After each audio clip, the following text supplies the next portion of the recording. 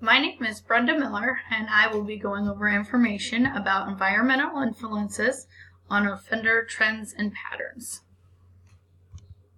First, there is family. If a parent has a high self-esteem and they are a good model of reinforcement, then their child is more likely to model them and have a more positive life. However, if the parents act in a more negative way or have a more negative behavior, the child is more likely to model this as well, and they are more likely to act deviant and commit criminal activities as an adult. Also, with discipline and monitoring, if there is consistent discipline that is fair, and the child is more likely to be well-mannered as an adult then. If the punishments, however, are too harsh, then it will have the opposite effect. Parents who do not reinforce good behavior and don't discipline bad behavior are more likely to have a bad relationship with the child, resulting in acting out and acting deviant in the future. When parents fight and argue in front of the child, it causes stress to the child, which leads to self-esteem issues and also guilt.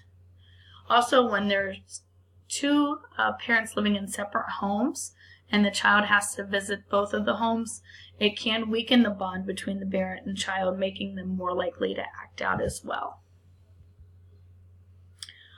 Second, there is social media. Social media can be used to track victims by the offenders. They can find out where they are at a certain time, making it easier to prey on them. It also can be used for offenders to sell different illegal substances.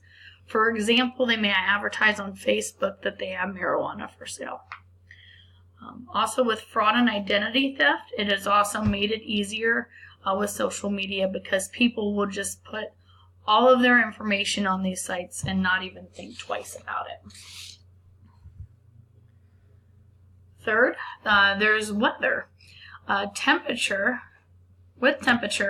but with both extreme high and low temperatures, this is known to affect criminal behavior.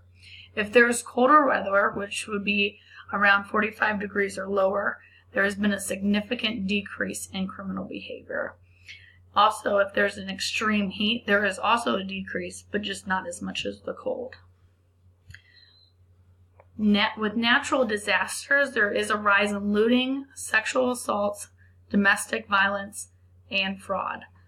Looting is easier for criminals when a natural disaster hits because homes and businesses are all over the place and not able to be securely locked, letting anyone just come in.